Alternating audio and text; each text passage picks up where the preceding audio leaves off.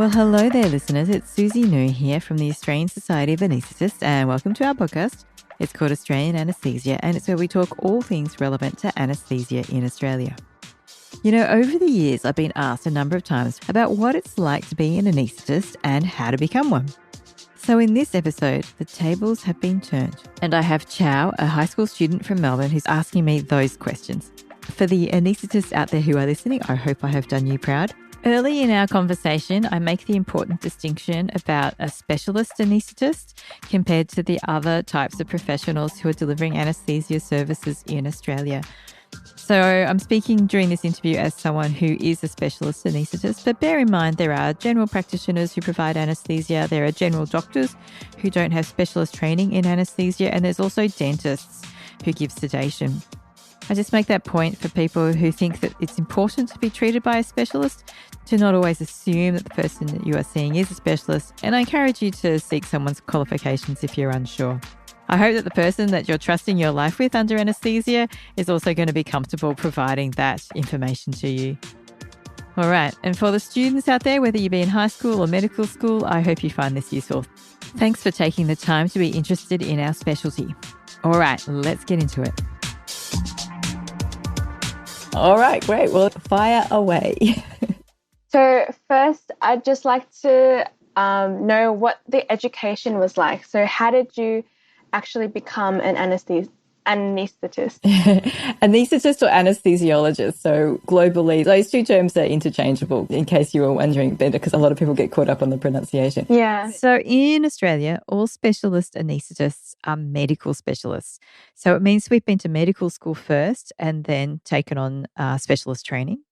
There are some anaesthesia providers that are GPs, so general practitioners, who's then done some extra training in anaesthesia.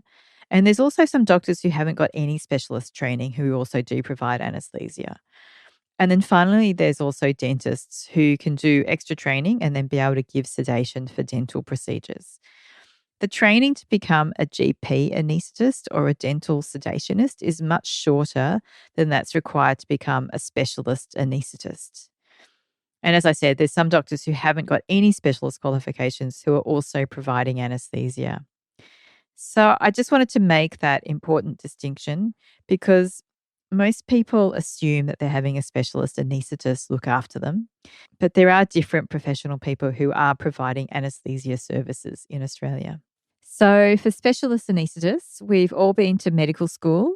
So you learn medical biology, anatomy, physiology, those sorts of subjects. And then the clinical subjects are where you start applying that theory to working with patients. So that's how it was structured when I studied. Now, in a lot of places, you do a undergraduate degree first. It does vary around the country. Some universities take students directly from high school. Some will take them after you've done an undergraduate degree, and some will also take lateral entry, which is where you start one degree, and then if your marks are good enough, you can transfer across into medicine. If you're really, really keen, it's always worth doing some research and finding out what are the pathways into each university's medical school program. Were you prepared for like the clinical part of the degree? Oh, look, it's going back a long way for me. I went in as a direct entry student. So, you know, you're 17, 18 when you first start going into university, and then you're in your early 20s when you first start seeing patients. And I reflect back now, and I think there's a natural tendency to always think of the cringeworthy moments in your career. That's just natural. And there's definitely times, I think, when I was interacting with patients when I just didn't have that worldliness. But thankfully, you're very well supported, I hope, as a medical student. And I really see the difference now when I have the medical students in theatre who have been clinicians before. Just their familiarity of how to talk with patients, how to work with patients, you know, it's there. But I think you do catch up. So it's not like that's necessary in order to get to medical school. I'll say, having said that, I think it is quite competitive getting into medical school, and I haven't really worked a lot with people trying to get in, but I do know, you know, they do look at things like your experience in the community, for example. Those sorts of things might help. on your CV when you're first getting into medical school. How long did it actually take for you to become an anaesthetist? Yeah, so as I said, you have to be a doctor first. I think it's 8 years if you do the postgraduate pathway. I think some places are still doing 5 years, 6 years. So however long it takes you to do medical school. Once you finish medical school, you then are given what's called provisional registration. So it's a little bit like when you get your P plates when you've got your driver's license. It's same P, provisional registration. And so that's to do your intern year. There's set things that you need to do as an intern. You need to do a certain amount of time working in a surgical unit, a medical unit, and in the emergency department. At least that's what it was when I went through. You had to do all of them, regardless of your specialization? That's right. It's seen as a year, I suppose, to consolidate all the things that you've learnt at medical school and start working in a supervised area. You're based in a hospital. So all intern jobs are hospital-based jobs. And then after your intern year, you then go into resident medical officer roles or pre-vocational medical education trainees, so PMETs. So there's different ways of talking that, and different states will call them different things, but you're basically called a resident. If you've watched any of the American medical shows, residency is different in America compared to what it is in Australia. In those years, you're seen as a junior doctor. You're not yet on the specialist training program. So in anaesthesia, you need to do at least 2 years. So you do your intern year plus 1 other year, and that's the minimum before you can apply to get on the training program. Because it's quite competitive, most people take 3 years, especially in the bigger cities like Melbourne and Sydney, that you take 3 years and then you can apply to join the training program. And then once you're on the training program, it's 5 years of training. There's a pretty significant exam at the start of that. And then there's also another exam at the end of that. So by the time you do 8 years of medical school, 3 years of intern plus 2 years of residency, then your 5 years of anaesthetic training, it's about 16 years by the time you finish high school to becoming a fully qualified anaesthetist. Right. It's a long haul, but it's very similar to a lot of the other specialty training programs as well. Surgery, obstetrics, general practice, they're all 4, 5, 6 years of training, and you can't get straight into them straight after medical school. So before you start the training program for anaesthesia, you would just do normal medical specialist like work, or? Yeah, so you normally do jobs in a hospital. When you go through hospital jobs, you have certain rotations. Yeah. So you have some time in the emergency department, you could have time on the medical wards, time on the surgical wards, and even in those, there's subspecialty areas. So people start trying to pick the rotations that are going to best align with what they think will help get them into anaesthesia. And anaesthesia is regarded as one of the critical care specialties. And by that, I include emergency medicine and intensive care medicine. So most people, especially in Melbourne, by the 3rd year out from medical school, they're doing what's called a critical care RMO year. And that's predominantly rotations in emergency medicine, ICU and anaesthesia. And so anaesthesia, as I understand it, is quite a broad category already. So what are all the jobs related to anaesthesia? As in, what can you do once you are an anaesthetist? Yeah. So our primary role is to look after people before, during and after surgery.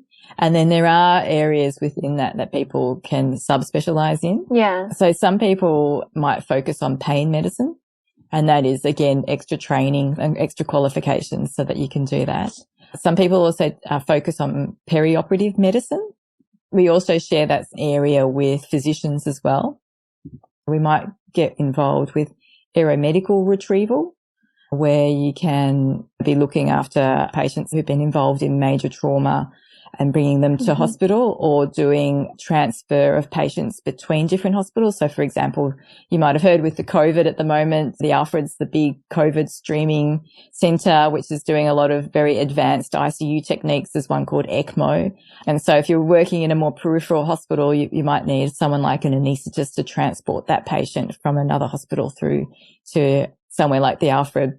And then there's things that you might be able to find in whatever specialty you go into. Some anaesthetists have got a very big interest in medical education and what we call simulation. So you've got a simulated patient. Some of them are really high fidelity mannequins. And then, of course, there's research, which is, again, applicable to any field of medicine. Some people also go into management as well. So you said your role as an anaesthetist was to take care of the patient before, during, and after surgery. So could you just elaborate a little bit on that?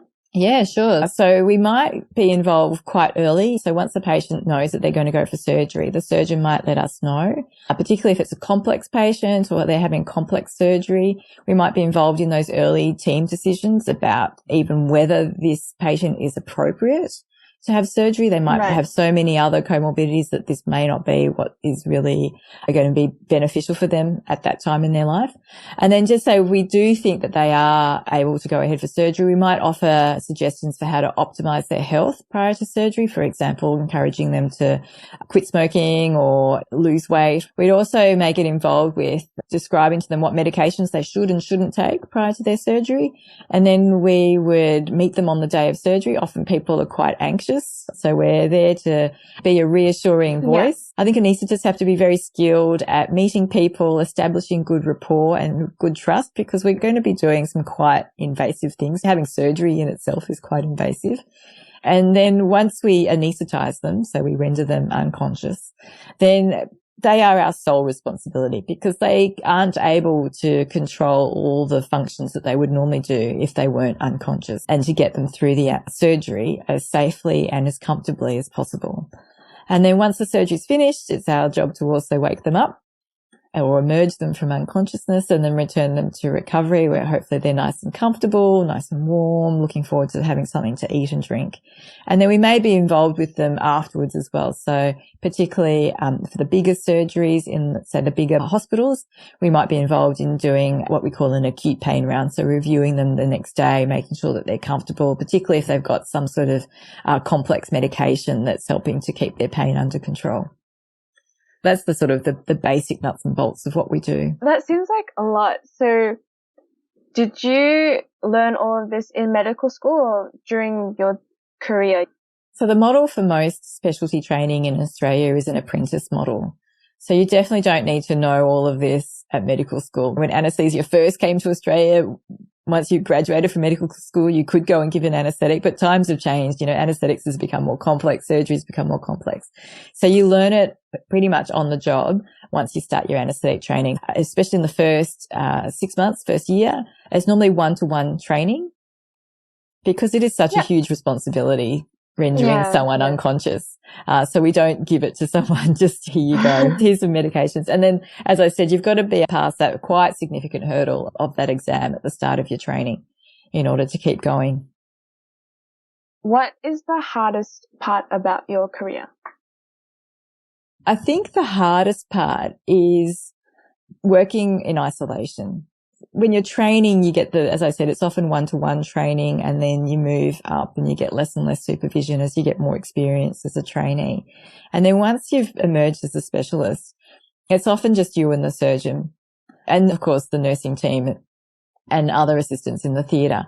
But it's a lot of responsibility to shoulder at times. And so if things are not going well, if there's an emergency, it's completely on your shoulders at that time to handle it. Often the surgeon is busy trying to, manage things from a surgical point of view. Sure, we encourage people at those times, call in, phone a friend, get some help.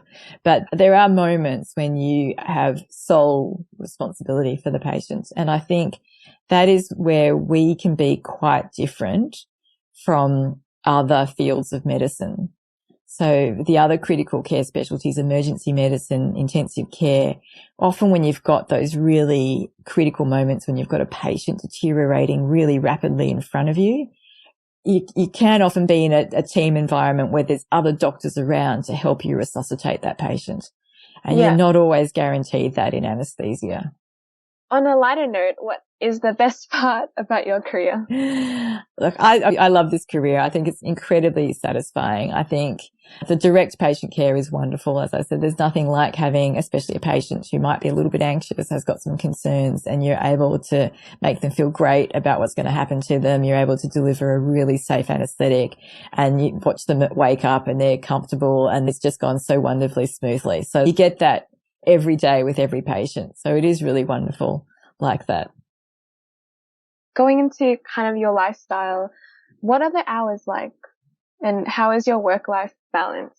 Yeah, so I think one of the reasons why anaesthesia is popular is because we have a lot of control over our work-life balance. You can work as much or as little as you like. Some lists are very busy. So we talk of patients booked onto surgical theatre lists. You can work and do a list every day of the week. So you can work 5 days a week. You can work 7 days a week. There's always lots of on call, just because it's the middle of the night doesn't mean people don't need surgery. So you can be really busy working into the middle of the night. You can also work part-time and just do maybe 2 or 3 or 4 days a week where you're doing lists, and some lists might only be half a day. Some might be, a whole 16-hour day or something like that. So you do get a lot of flexibility, and choice in that. It is early starts though. So most surgeries in the morning start at 8 o'clock or 8:30. Some lists even start at 7 o'clock.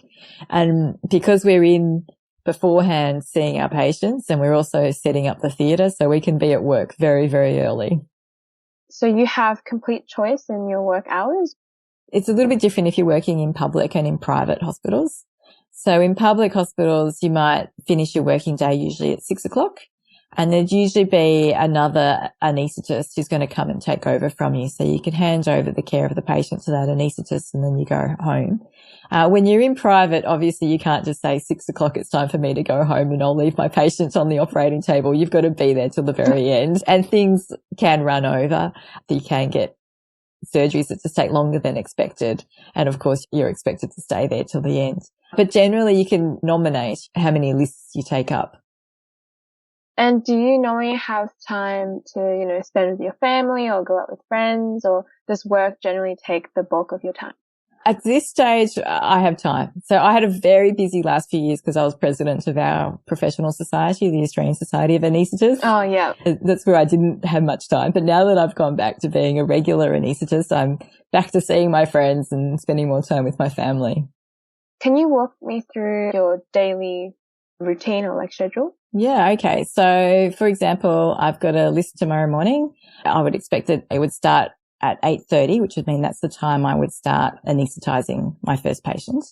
I would usually start beforehand. So either tonight, if it's a public hospital, or if it's in private, 1 week beforehand, I'd be finding out information about my patients. So I'd be finding out what medical problems they have, if they've had anesthetics before, if they had any issues with their anesthetics, in what we call a pre-operative assessment. And then I'd be looking to getting into work, usually about an hour before my list starts, setting up my theatre. So we do things like we check our anaesthetic machine, make sure it's working, make sure we've got the medications that we want available, meet with the team, make sure we've got all the equipment that we like. Then we meet the patient face to face, if we haven't already done so. Again, confirm the medical information that we have about them, maybe ask them any questions, explain the anaesthetic to them. And then we go ahead, bring them into theatre and then get them off to sleep. It's not really sleep, it's rendering them unconscious. But then we're there for the duration of the surgery. And at the end, we wake them up and then we deliver them to recovery. And then we would repeat that over and over. And we do that however many patients there are on that particular operating theatre list. Hopefully have time for a lunch break and then start again and do the same thing in the afternoon. And it can vary as to what sort of surgeries that we're doing. And would you say every day is quite similar, or every day is a new thing? In some ways, every day is quite different because every patient's different. And even though you could be doing the same sort of surgery, no patient is the same. So in that way, there's variety. But we wouldn't always necessarily be doing the same type of surgery every day of the week. So one morning I might be doing tonsils and adenoid surgery for children. So then in the afternoon I might be doing anaesthetics for people needing emergency surgery. And if the surgeries take, hours and hours, what do you do in between? Are you always focusing on the patient, or do you have some time to just sit back as well? Yeah, so people liken anaesthesia, I'm not sure if it's always the best analogy, to flying a plane. Because if you think about it, taking someone from completely awake, in total control of their body, to then being completely unconscious to the point where you can do things like you can open up their belly and have a look inside, and they won't have a reaction to that. That's a huge change that your body has to go through in order to allow that to happen. So there's a lot that goes on when we're putting people off to sleep, and it's a bit like when pilots are taking off And then during the surgery, it's what we call maintenance phase. And it's a bit like when pilots are at cruising altitude. We're scanning the environment, we're adjusting the anaesthetic, we're taking into account what's happening with the surgery. And then as we're getting close to the end of surgery, then we start preparing the patient for waking up. And it's a bit like when pilots are preparing the plane for landing. It becomes a very busy time for us until we've safely woken the patient up again. Yeah, okay. I think that's a good analogy, actually. I think I can understand that better. And how hard is this job on your mental health and your well-being? I think in Australia, anaesthetists have got overall really good well-being, which is great. We have done a lot of work in well-being for doctors and particularly well-being for anaesthetists. But I know that in the US, male anesthesiologists have got the highest rate of death by suicide compared to other professions. Oh. Yeah. So there's a couple of things in that. Well, there's more than a couple of things. There's many, many things in that. There is that issue, as I said, as you are the sole person often caring for this patient. Obviously, the surgeon's involved in making the decision to take this patient to surgery, but you're also involved in that decision as to agreeing to take this patient to surgery. It is a lot of responsibility that really can, I think, impact people. So we are lucky in Australia that we, I think, have got really good work conditions. And that's a lot of the work that the society that I was president of really works very hard to try and make sure that those good work conditions stay. What kind of person or what kind of mindset should you have to actually take on this career? That's a good question. I often get asked about whether it takes a certain person or a certain personality type to be an anaesthetist. Yeah. I think particularly for the younger, maybe less confident, particularly women, kind of feel that they have to act a certain way, that they have to be seen as this, very precise, diligent, analytical mind, loves science, can apply it. And yes, you do need to be able to study the science and apply it. But I do think it takes all types of personalities to be an anaesthetist. So I often discourage people from saying that they're the wrong personality type. But you definitely do need commitment. Training is difficult. It's a long time. You have less control over your hours. When I was saying before about having choice over your lists and things like that, you don't get that as a trainee. You're working full time. You've got to study for exams. It's often coming at a time in your life when you're thinking about having family and maybe your other half, maybe establishing a career. So it can be a lot of pressures on your life at that time. So it does take commitment, but every medical specialty takes commitment. In terms of anaesthesia compared to other areas of medicine, things move quickly in anaesthesia. We give a medication, it works within 30 seconds, and then we respond. So you need to want to be able to work at that pace. Compare ourselves to, say, physicians, where they might, prescribe a medication and bring the patient back for 6 months' time or 3 months' time to review the impact of that medication. And that's not the pace that we work at. Oh. And so just moving on to tips for, aspiring anaesthetists, what should we do in high school to prepare? So I think you said earlier that volunteering opportunities are a great way to do that. The first thing at high school level is to try and get into medical school. I'm a bit reluctant to give you tips there because it's been so long since I've been involved. But I think definitely speaking to other medical students, working out how other medical schools do their intake. It is very increasingly competitive to get into medical schools. So doing those things like trying to improve your CV, practice interviewing. I think the next thing is to also just have an open mind and just taking the time to enjoy all the rotations and see, because many, many people go in thinking they're going to become a certain specialist at the end, and then they certainly do change their mind. So just not being too fixed on that one specialization that you were aiming for. Yeah. Exactly. What would you recommend to research carefully before, deciding on a certain specialty? I think you want to research not just the experience of trainees in that specialty, but specialists in that specialty. So the experiences can be quite different. All parts of medicine, really. There is an element of it where you're running a practice. And that is effectively running a small business. I remember when I went through medical school, I was like, I just want to be a doctor. I don't want to be running a practice. And you can do that. You can definitely work in public and you can be employed and work as a doctor, not worry about all those sorts of things. But most people at some stage do start doing a little bit of a practice of some sort. So it's just a small consideration, but I think it's something that people don't necessarily think about when they're choosing their training program. Yeah. They're just thinking about what it's like that day in the hospital. And most medical doctors in Australia don't work in a hospital full time. And that got me thinking. So I'm interested in going overseas to maybe do like exchange. So is that possible with a medical degree? I think it's possible, and I think it's a fantastic thing to do. And I spent a lot of time in my career working overseas. My first stint overseas was as a medical student. We could do medical electives. So I went to the Cook Islands for 8 weeks and it was fantastic. And I learned a lot about tropical medicine. And then there's opportunities as a junior doctor. So with big organizations like MSF, Médecins Sans Frontières, those sorts of organizations. I personally didn't want to go overseas until I was a specialist first. And then I went and worked in Fiji and in Cambodia for a few years before returning to Australia. So there's definitely a lot of great opportunities. And we're particularly lucky in Australia that we've got a large number of doctors per head of population. There's certainly a lot of countries around the world who don't have that. There's a lot of countries around the world where they don't have medical anaesthetists. Like, as I said at the start, to be an anaesthetist in Australia, you need to be a doctor first. But there's a huge global workforce shortage. So plenty of opportunities to go overseas as a doctor. What is something that you wish you had known in high school before going into medical school?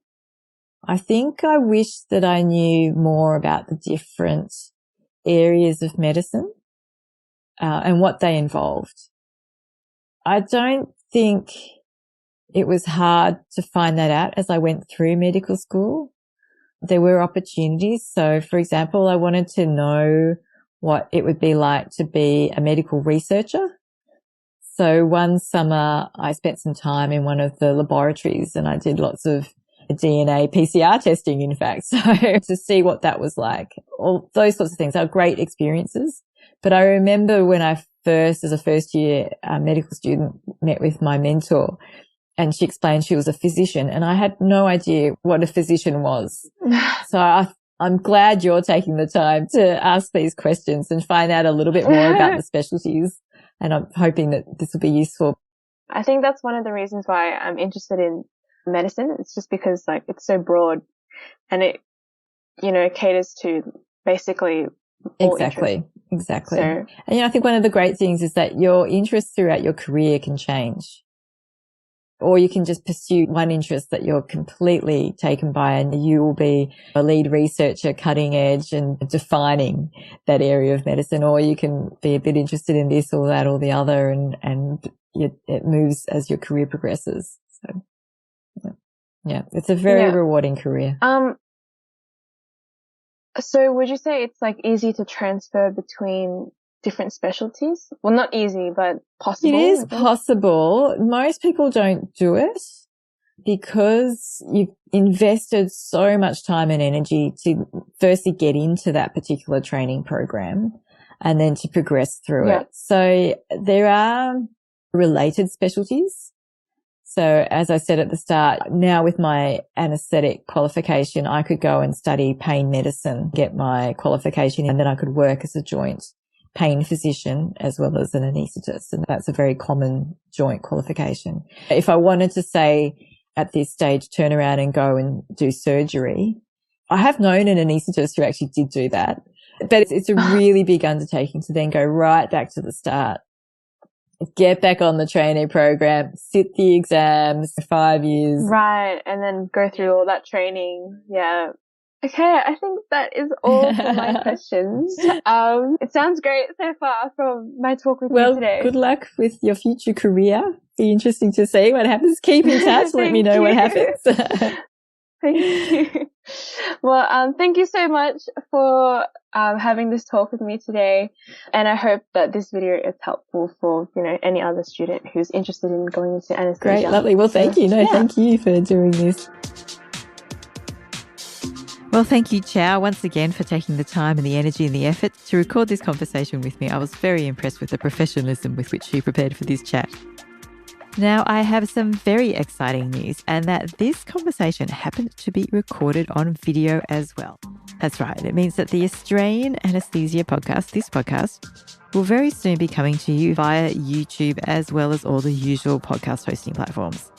So please do watch that space. The ASA does have a YouTube channel. You just go to YouTube and type in Australian Society of Anaesthetists, and there you'll find content from our previous National Scientific Congresses, as well as some updates from our committee members. And there might even be some new content in the pipeline. So until then, I hope you've managed to have a bit of a break during this festive season, as well as staying safe out there. This episode of the Australian Anaesthesia podcast was produced by the Australian Society of Anaesthetists, otherwise known as the ASA. More episodes can be found on the ASA website, theasa.org.au. Don't forget to follow or subscribe to receive the latest episodes, and of course, you're welcome to share them as widely as you wish. Please send any feedback to the ASA by emailing asa@asa.org.au. Music was by Mark Suss, and we hope you enjoyed listening.